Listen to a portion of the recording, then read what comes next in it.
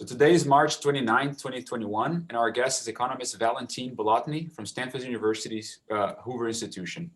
Valentin, welcome to Policy McCombs. Thanks very much for having me on. So before we start going on details of the two papers that we're going to talk about today, tell us a little bit about your research portfolio and generally what you're interested in as an economist. Yeah, thanks again for having me on. I think of myself as a public and labor economist, and interested in a broad range of topics. Those two fields allow one to be spread pretty wide in terms of research interests. So I've worked on the gender earnings gap and trying to understand where that comes from. I'll be presenting on that paper later this afternoon. I've worked on graduate student mental health and getting more and more into research questions around mental health and how they're connected to our other social issues, from gun violence to unemployment and the opioid epidemic, for example. And I've also partnered with government agencies on other issues. For example, why is it that infrastructure costs are so high, especially in the US? And I think that is also a fruitful direction, not just for researchers like me, but for students, partnering with public sector entities to work on questions that have to deal with public service provision and improvement of public service provision, but also at the same time increase our understanding of how societies and social interactions function, and helping students also get great projects out of the work and towards their degrees. So that's generally where I stand research-wise. Okay, before we go into the papers, you mentioned something that I want to follow up with. Why is it that infrastructure projects cost so much in the US? What have you found so far? Well, yeah, it's a really I know it's a loaded big question. So yeah, and it's a great question with many different parts to it. But I think one of the things that we're finding is the devil's in the details. We're not spending enough on maintenance. And when we do, it's usually in batches as opposed to a continuous flow. So what we have is a lot of projects that are, bridges and roads and, water infrastructure that is really behind in maintenance and its quality, which then results in having to do really drastic measures, even more drastic than maybe the entity that's managing them realizes.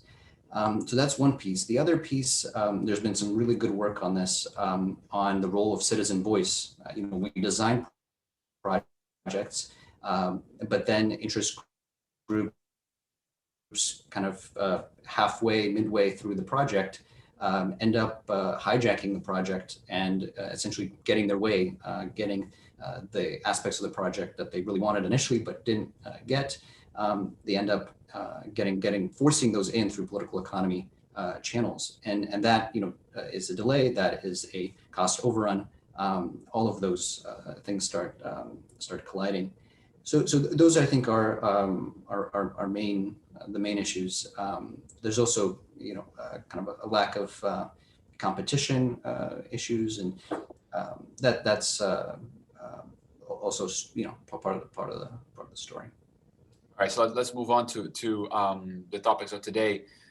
So this afternoon, as you mentioned, you're going to be presenting on why do women earn less than men? Evidence from bus and train operators. So I spend a lot of time. I teach statistics to our students generally, and I always speak as the pay gap's a great example of something that we start with a big number, right, and then we start thinking about, okay, where's this number coming from? Is this number that tells us the whole story, right? It's a great teaching tool when is a tool that oftentimes the devil, as I said, is in the details. And you have the super interesting paper that gets evidence from a very specific situation that can isolate some things. So let's go through it. Give us the big picture of it.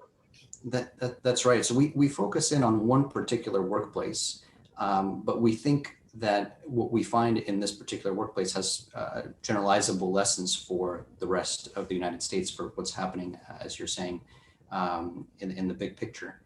And the two main forces that we find driving the gender earnings gap is first, lack of flexibility in the workplace, kind of rigidity in scheduling. And secondly, a very related feature are social norms, are still very much the fact that women have higher demands on their time outside of work than men do. And those two things interact in our workplace to generate the earnings gap that we see. And we think that those are issues that are affecting the country as a whole. So what is the workplace? Let's go through it carefully. Yeah, this workplace is the Massachusetts Bay Transportation Authority, the public transit entity that serves the greater Boston area. And what we're looking at, the employees that we're looking at are bus and train operators. The reason that T is such a good place to study the gender earnings gap is that it's actually a very controlled work environment. Everything about the way that work is structured is written out in a collective bargaining agreement between the union that backs up the workers and the public sector entity, the transit agency. And what that collective bargaining agreement says is that everything should be done by seniority. The routes that people get to drive, those are choices that are offered to operators by seniority. The hours that they get to work, similarly by seniority. Wages cannot be adjusted due to performance or other metrics. They're just adjusted automatically given a schedule that is in the collective bargaining agreement that is irrespective of performance or any other kind of potential managerial discretion. So what we have here is a place where we can cross off a lot of the usual hypotheses that get discussed when it comes to the gender earnings gap. Managerial discretion is not part of the issue. Occupational sorting is also not part of the issue because we're looking at one workplace. Tasks one type of job in particular. It was one type of job, right? Exactly, yeah. So the tasks we know here, the tasks are literally identical. Everyone's driving the same kinds of buses and the same kinds of streetcars. There's no need, for example, for workers to negotiate or bargain for wages or promotions or anything like that. Which is a component in identifying other research, right, of the associated with the pay gap, the sort of aggressiveness in negotiation. Exactly. And so here, even though we don't have these issues at play, we're still finding a gender earnings gap that is about 2/3 of the national gender earnings gap, about an earnings gap of about 11%. And so 8 cents on a dollar. Exactly. Yeah, good. Exactly. And so we dig into why that's the case. And we find that even when we look within the same seniority, so men and women who are facing exactly the same kind of choice sets within this workplace, we're seeing women take more unpaid time off from work, especially women with dependents. And we're seeing women accept fewer overtime opportunities than men. And overtime here is paid at time and a half. So there's an extra wage boost to these hours that women are foregoing. And overtime here is offered by seniority as well, just as everything else in this workplace.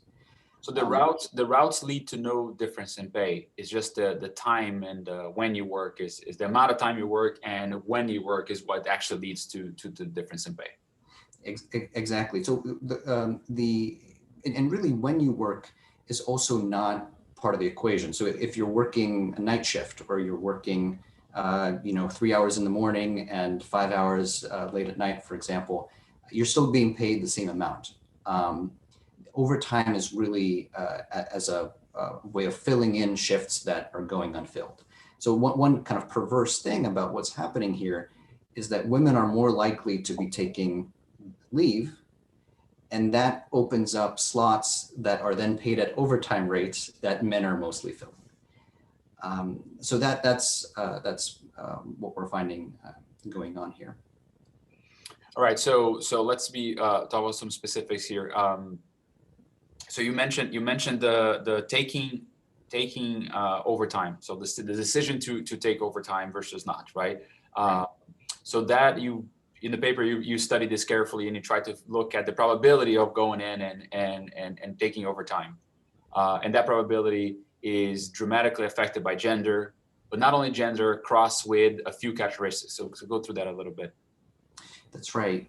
So we're finding that the people who are earning the least in our setting, people who are most likely to not accept an overtime opportunity when it is offered to them, people who are most likely to be taking unpaid leave in our setting, they are unmarried women with dependents. And the people who are most likely to accept overtime opportunities and the least likely to take leave are married men with dependents.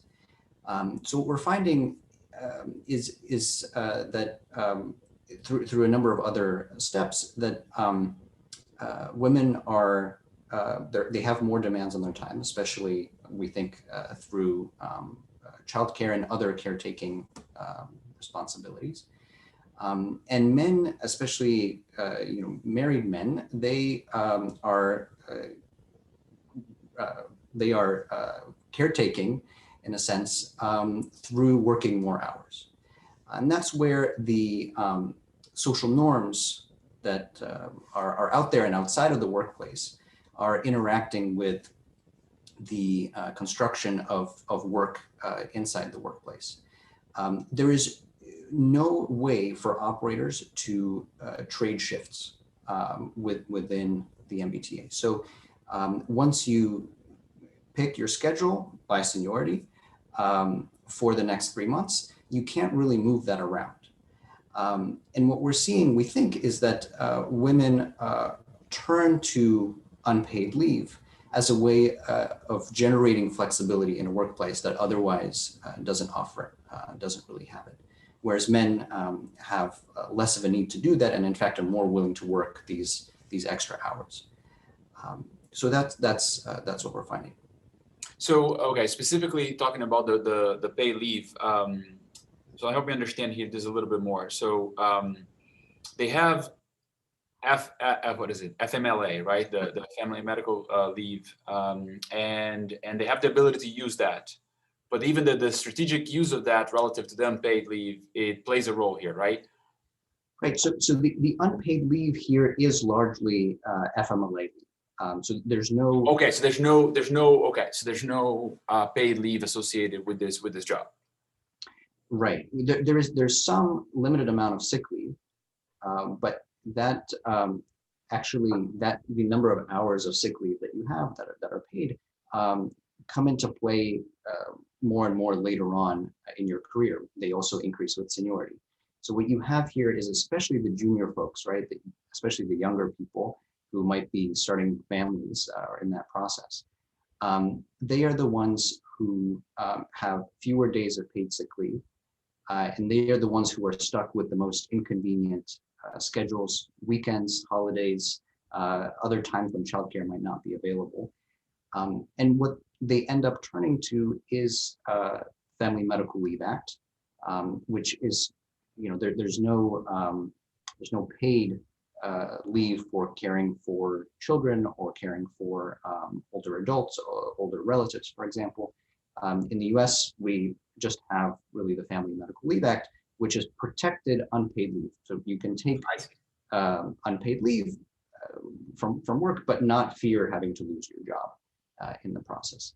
And that's what we're seeing women use at much higher rates than men. And that contributes to the gender earnings gap. Right. So I know that was not the focus of the paper, but just wondering about that process, right, of demanding by social norms, demanding more flexibility in scheduling, has a particular effect on the junior folks, as you mentioned here, right? They have less flexibility in the choice set, right? So do you see in the data a clear sort of dropout rate for women in that job in the beginning that's higher than men, which then would lead to a different aspect of there's some component of seniority that I'm assuming then you're going to have more senior folks in the force that are going to be male versus female. Does that happen there as well?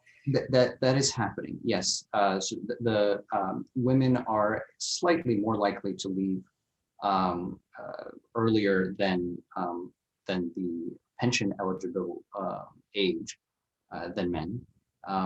What we're finding also when we look at 2016, when the T decided that it was going to kind of clamp down on leave taking, and FMLA was used in the workplace as a Friday to Monday leave act. That's what it was called among the operators.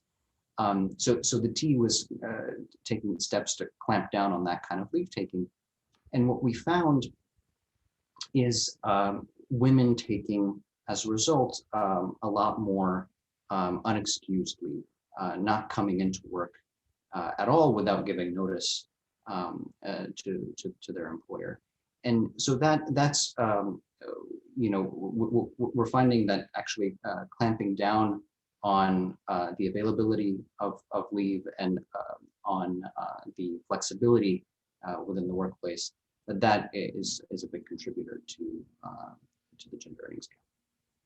So interesting, because there's a sentence you have here is that when they clamped down, I think there was a 2016 change in policy and a 2017 change in policy, you saw a reduction on the pay gap from 12 to 9%. Right. But then you stated at the same time that there was a reduction in well-being for the female workers as a result as well. Exactly. So explain that a little bit. Exactly. So what we're seeing is that FMLA, after this policy change, after it becomes harder to take leave through the Family Medical Leave Act, people do in fact take less of it.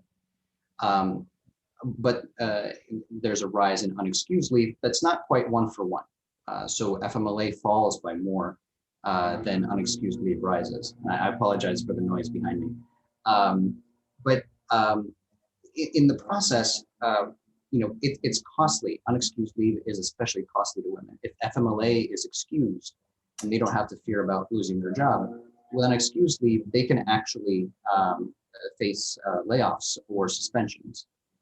So they're turning to costlier leave, which is worsening their welfare, and the earnings gap is shrinking. Right, they're forced to come into work more, and they are actually working slightly more hours. But welfare is decreasing, and the T is also not gaining from the perspective of service provision, because managers get less of a heads up with unexcused leave than with FMLA, and it's harder to schedule routes, harder to make sure that they go filled. So as a result, what we find is that service actually didn't improve, and female welfare decreased, even though we had a shrinking of the gender earnings gap. Right.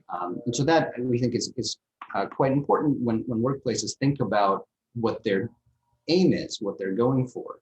It's actually possible to shrink the gender earnings gap and make it seem like you're making progress on gender equity, but actually in the process make women worse off. Comes to mind a policy that we have at universities that we give everybody in the tenure track line of work equal leave associated with a child. And it's typical, you get an extra year in your tenure clock, right? And as a result of a child. And I think there's recent research that shows that actually increases the productivity of males in terms of the type of CVs they build by the time they go up for tenure, but decreases the one for females. So you're trying to help, right? And at the same time, you create this imbalance as a result, right? Trying to be gender neutral help, but then you make it the consequence, again, because the flexibility and the demands at home are different between, and those are social norms, right? Exactly. So I think that's a great example. And this is one of the conclusions of our paper, is that employers should think about more than just looking within the same occupation, within the same job, and trying to make sure that they're equalizing wages between men and women. There are other factors that might seem tangential to the gender earnings gap, and might seem completely fair, like seniority in our setting, where it is completely gender neutral. But the way that it interacts with the rest of social norms and what's happening at home for these individuals, that might be actually what's driving the gender earnings gap and welfare in our setting. So flexibility seems to be like this huge important component of it, right? So one of the recommendations you have and discussions you have is that if workplaces figure out ways to be more flexible, that will generate well-being. You might still end up with a pay gap in the sense that choices are such that might lead to a difference, but the overall well-being might be actually better as a result, right? The way people value their time elsewhere. Exactly. Yeah. The cost of flexibility is crucial. Yeah, as the cost of flexibility goes down, and as workplaces embrace flexibility more, that should make welfare, that should increase welfare, and likely decrease the gender earnings gap by allowing women, especially, to work more hours.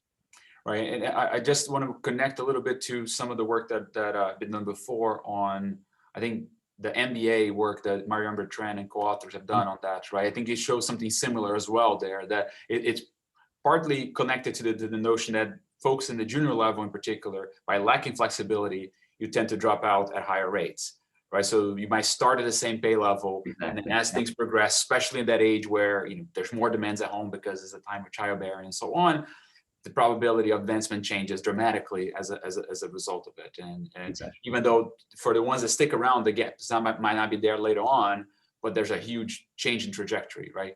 As a result of the lack of flexibility. So that those two things connect very well. Yeah, and that's a setting that's looking at MBAs, right? And in our setting, we're looking at bus and train operators who have a high school education, and you have the same rigidity and inflexibility in the workplace, generating the same kinds of patterns, the gender earnings gap. So let me ask a difficult question in some ways. Think about, we observe also, on the surface, pay gaps, not only in gender, but we also observe that in race. One thing that you are identifying here, it's very clear, is this effect of unmarried women with dependents in particular have this bigger gap, right? Now that correlates very strongly with race, unmarried with dependents. So are you familiar at all with that any research that looks at that in the I guess the gender? So then you have this sort of double layer issue going on for one group of people that end up being like showing up in some statistics as very, as punished by the labor market in a way that it has to do severely with those social norms, or just the realities of their household situation. Yeah, I think we can extend what we've been talking about to understand these differences as well. If we think about what are the kinds of demands that might be facing women more than men, it's caring for children and caring for elderly parents and relatives. It also, in this COVID world that we're in, even teaching, right, is an additional piece to caretaking. And what we're finding through the surveys that are coming in is that women are much more likely to be taking on these responsibilities. We've seen a drop in labor force participation, especially among women. And that is, I think COVID also, to kind of keep thinking about what's been happening recently. There are folks that have been able to work remotely, have been able to transition smoothly into a COVID kind of economy. And those are usually folks earning higher incomes and with higher levels of education. And the folks who are in the service sector, working at lower paid jobs, they're the ones who've had to choose between staying in the workplace or coming out completely and focusing on caretaking. And the social norms are interacting there as well. If you have more demands as a result of just having lower income and having, we know that lower income folks and people of color have been harder hit by the pandemic, by the health impacts. So now if you're also dealing with that piece, taking care of sick relatives and potentially chronic health issues coming into play, that's all going to, given the social norms that we have, that's all going to land on the lapse of women much more so than men. And I think that's I think that can explain quite a bit of not just what we're seeing gender-wise, but also with the racial component as well. So before we move on here, just the social norms, right? I think a lot of things we tend to try to find blame and try to find a culprit and try to find a way to go and solve it. What are your thoughts on like, not thoughts, but just like, what do we know about our ability to, or even transition? Like, what do we know about the how this social norms have been changing in time, and therefore might be the reason why, you know, the gap is changing, is shrinking Right. in time, right? Is that because our companies are being more aware of it, our companies are being better behaved, or is it because somehow the structure at home has been changing also as culture changes, and therefore, you know, things are more equal, you know, at home starting there? So what do we know Yeah. about that? Yeah, it's I think it's both happening in parallel.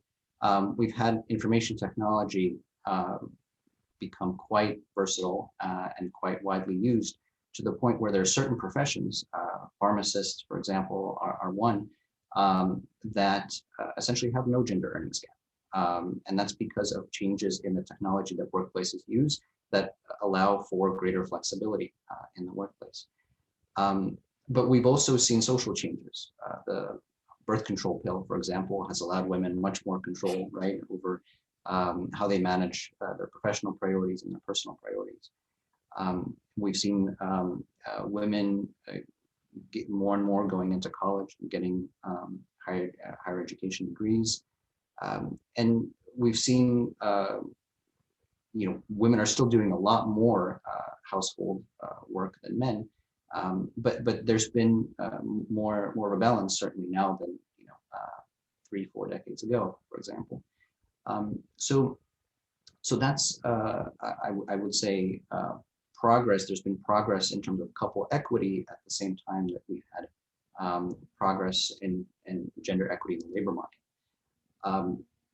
There's some evidence, for example, you know, in Quebec, where they've worked with the way that they provide parental leave. They've experimented with certain approaches, and one thing that they've done is offered paid 5 weeks of paid leave that they're calling the daddy quota, leave that only men can take, and benefits that only men can receive if they take parental leave. And there's preliminary research from that shows that not only does take up of leave increase when you set certain leave aside specifically for men, but also several years down the road, they do more household chores, and they spend more time taking care of the kids.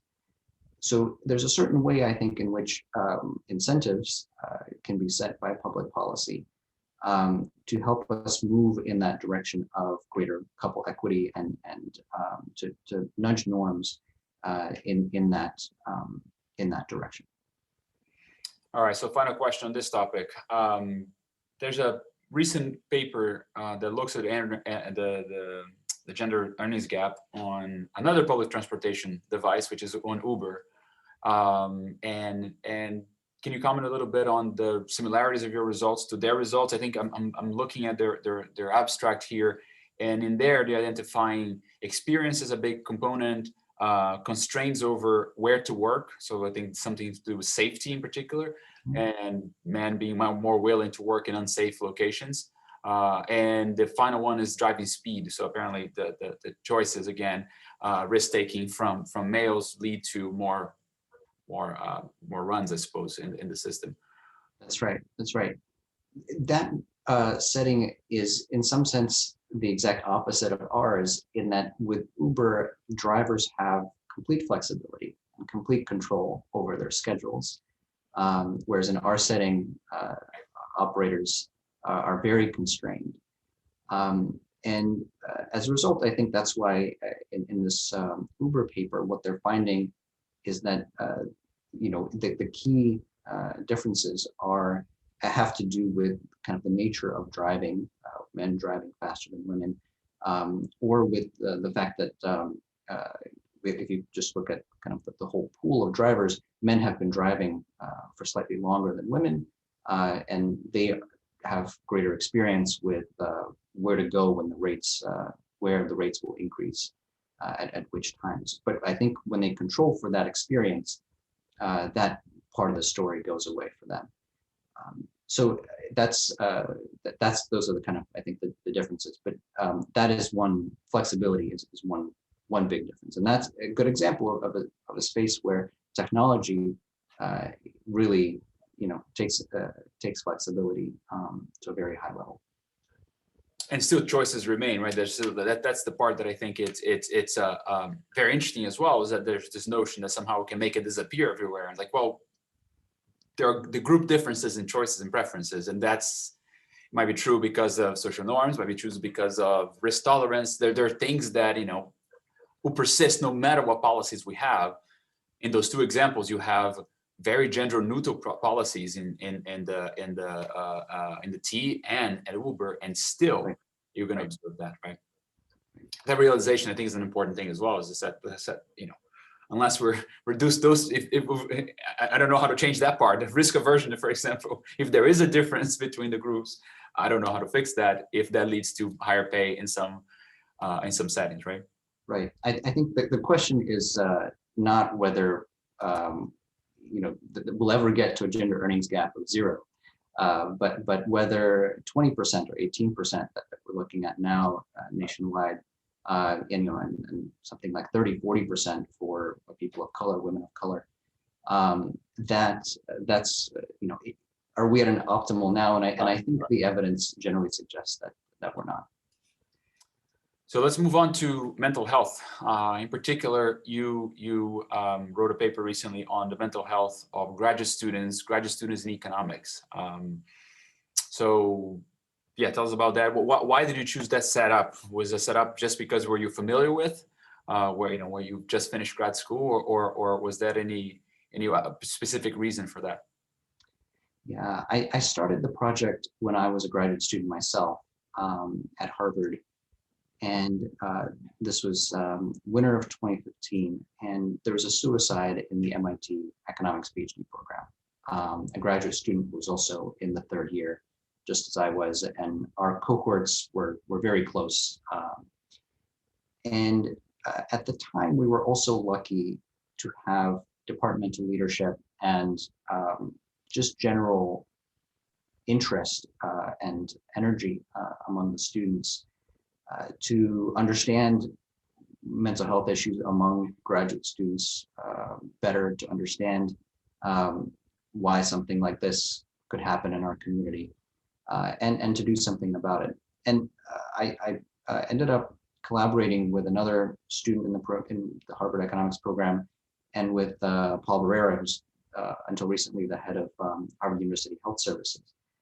And the way we approach the problem is the way I think economists generally approach these things. We went out and collected data, analyzed it, and tried to see if there were some policy suggestions that we could come up with.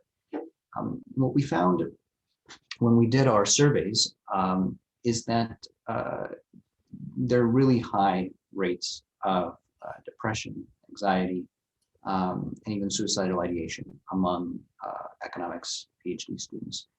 We found rates that were 2 to 3 times what we would see in the general population of individuals kind of in the same age range, mid to late 20s. And let me just ask a question there. 2 or 3 times, and that controls for like the sort of level of stress in the job, or similar types of jobs as well, or no, just generally for the age cohort? Just generally for the age cohort. Okay. Just generally for the age cohort.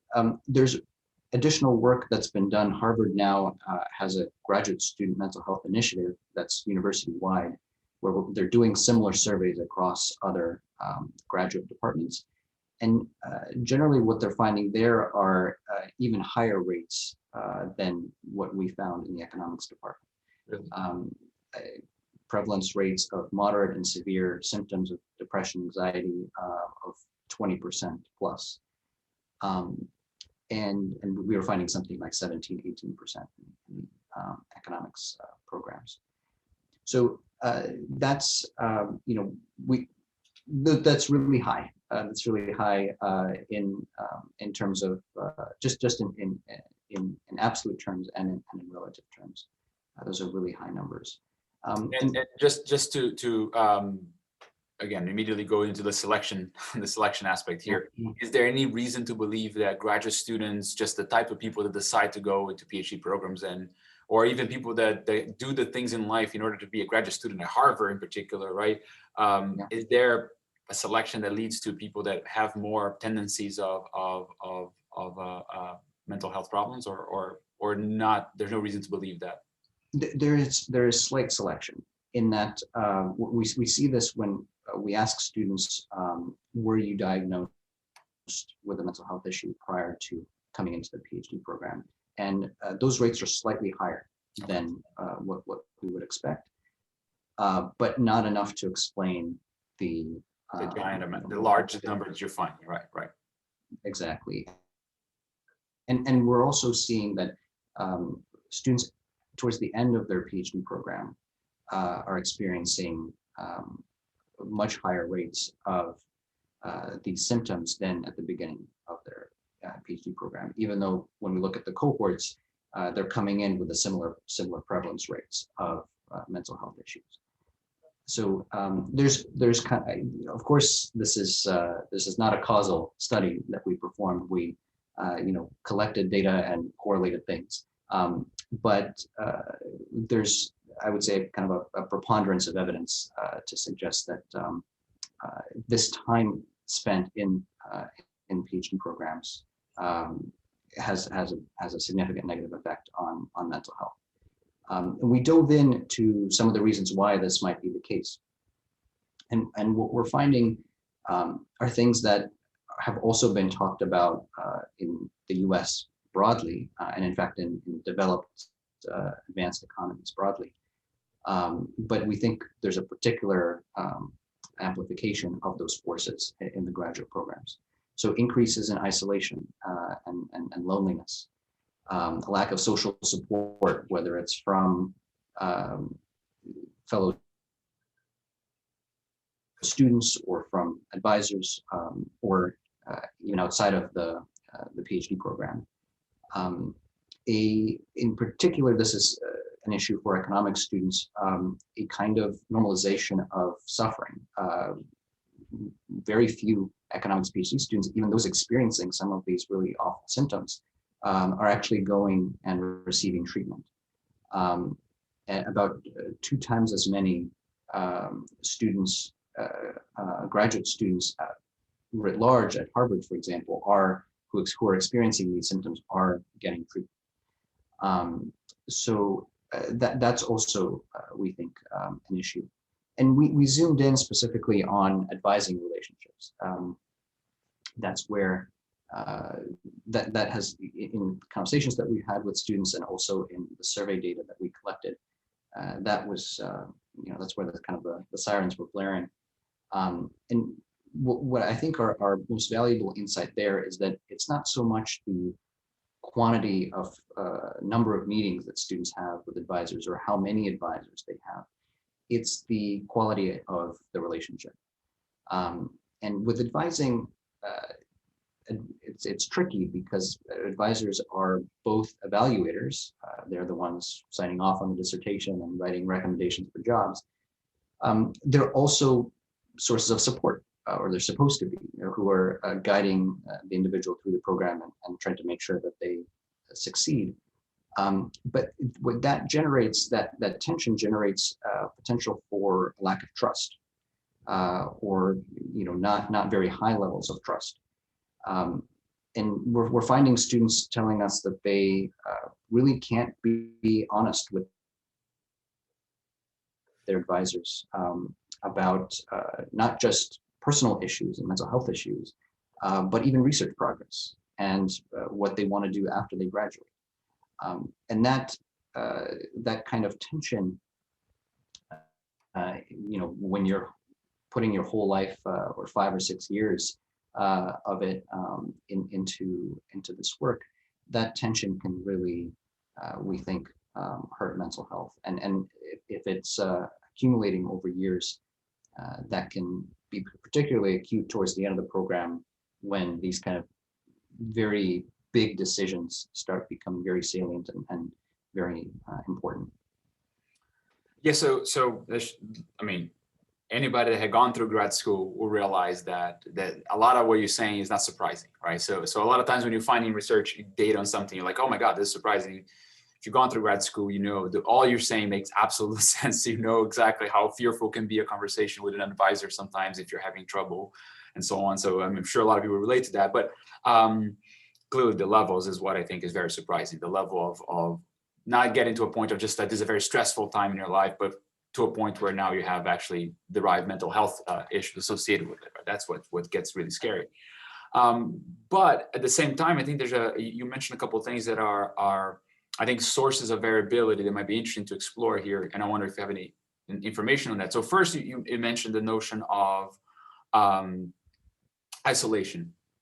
And that is particularly true in economics. So I come from a field that's a little bit different in economics, a lot of similarities, but a little bit different, where we are encouraged to work together and co-author from the very early days of your PhD. So, it's not uncommon to get somebody getting out of their experience as a graduate student in statistics, having 4 or 5 papers, all of them co-author, whether with one advisor or multiple people and so on. So that's not atypical.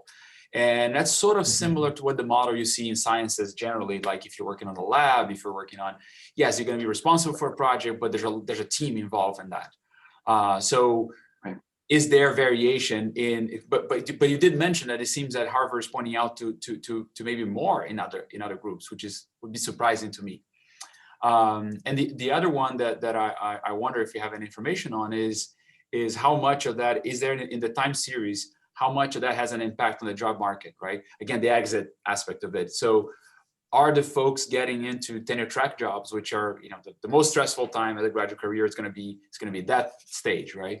Are they, is that being a causal link to being successful in the professorship sort of chase or not? I think we lost you there for a second. Yeah, I think the co-authorship question. Am I here? Yeah, I can hear you. I cannot. There you're back. Good. Okay. Sorry about that. That's okay. I think the co-authorship question is a really important one. I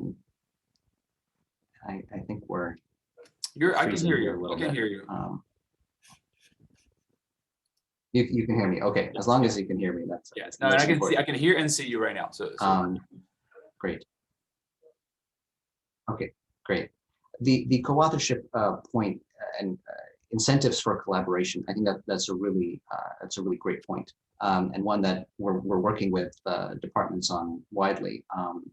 Co-authorship has generally been discouraged in economics. You're absolutely right about that, and I think especially for students in the earlier years, when you're trying to figure out what you want to work on, what you want to specialize in, if you're not talking to your peers about it, you're losing out professionally, but you're also losing out personally. And those are the things that we really can be things that open gates to other social connections and other conversations. I am really good friends with a lot of my co-authors.